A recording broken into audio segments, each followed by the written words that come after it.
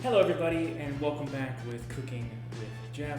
Today we are going to be learning how to make a power shake. Now there's some basic ingredients that you're going to need. First we will need the blender. Don't forget to use water as the base. That's right, thank you Jeff, water as the base.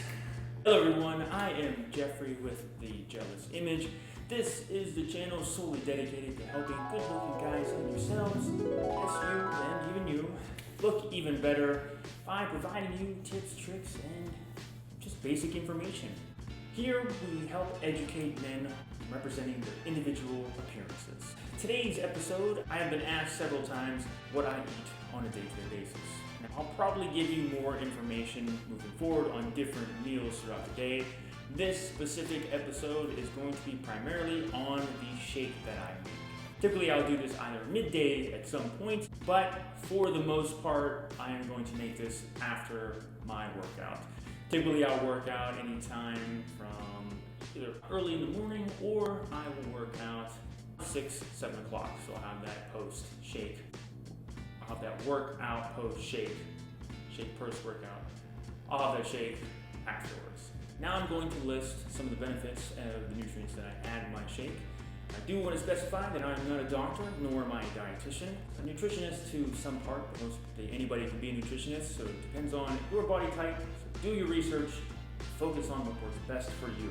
These are the ingredients that work best for me, that I like and I enjoy from research that I have done. If you haven't read this book yet, make sure you read this book. How Not to Die is an excellent source of information regarding any kind of plant-based or whole food plant-based diet. I've learned a lot from this, also from other websites, which, depending on which ones you go to, just do your research. Jeff mentioned earlier, you're going to want to start with a base. The reason for this is when you're using a blender, actually that's another plug I'm going to put in as well. Before I explain all those ingredients that I'm going to be entering, I do want to mention that using this machine, the NutriBullet, it is an excellent machine. Basic information that you need to know is it blends the shit out of everything you put in there. I did a lot of research on which one I wanted to get. A friend of mine had this one and it was just amazing. I loved it. Everything you put in there, excluding some of the smaller seeds. I use it every day, sometimes twice a day. It comes with 2 different cups, just one in the blender, but you can buy additional pieces or parts to that if need be. So starting off, you're going to be starting, as Jeff mentioned earlier, using water as the base. The reason for water as a base, if you initially put powders in first, this keeps it from sticking to the bottom and not being able to get to it when you finish your shake. So putting water as the base, that keeps anything from the bottom. Now I'm going to list all of that magic that goes into that shake to create that power shake, or my shake. First thing I'm going to be entering is kale. Kale is packed with a multitude of nutrients for your body. 2 of them being vitamin A and vitamin C. It's going to help lower your cholesterol. It's also going to prevent some cancers. There are different types of kale. The most common being curly kale, which you're going to find in your grocery stores. There's also dinosaur kale, red wart kale, and Russian kale. I've never tried any others. Next is going to be blueberries, which you can enjoy frozen or fresh. Blueberries are best known for their antioxidant compound. They're packed with vitamin C. They also contain a compound called anthocyanin.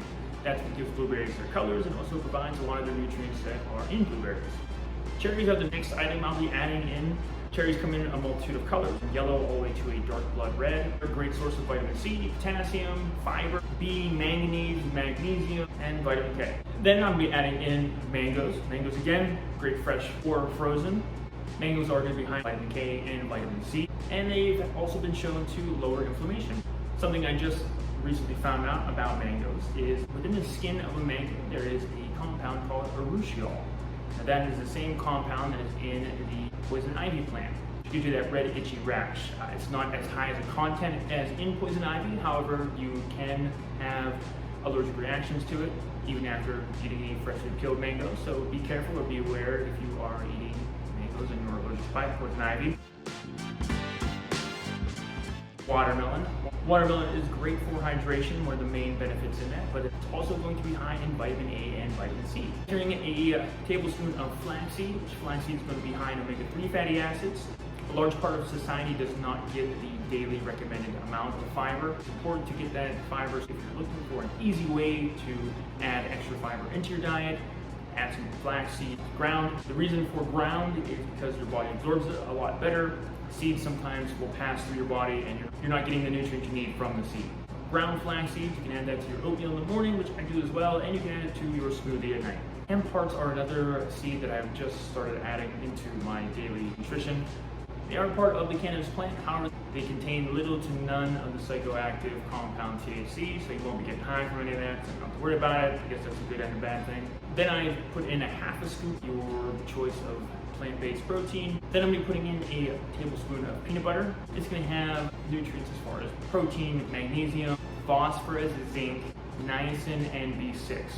However, as good as it is for you, eat this in moderation because it is high in fats. Be easy on it, don't do too much of it, otherwise you're going to be kind of reversing what you're trying to do. Finally, I top it off with your choice of a plant-based milk. I use oat milk because I like it, it's a little creamier, tastes better in my opinion. Most plant-based milks are going to have the B12 vitamin, which most people lack that in their diet, so a good way to add that so you don't have to take a supplement is by adding a plant-based milk.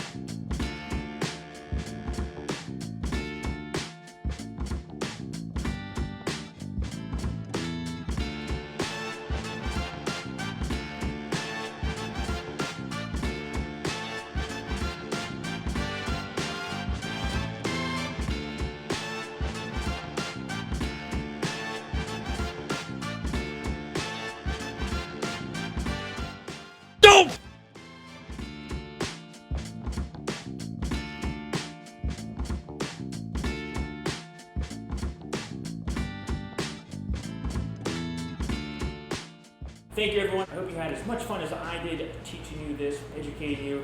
Now, again, I'm not a doctor by any means. These are just what have worked best for me in my process to recovery and building muscle. If you have any questions, please go ahead and list them in the link below.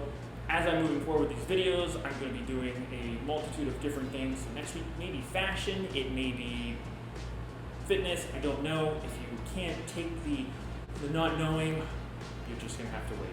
So, again, before you leave, please hit that subscribe button if you haven't already. Also hit that like button. And again, I am Jeffrey with Jealous Image. Thank you very much for tuning in. I will see you next week.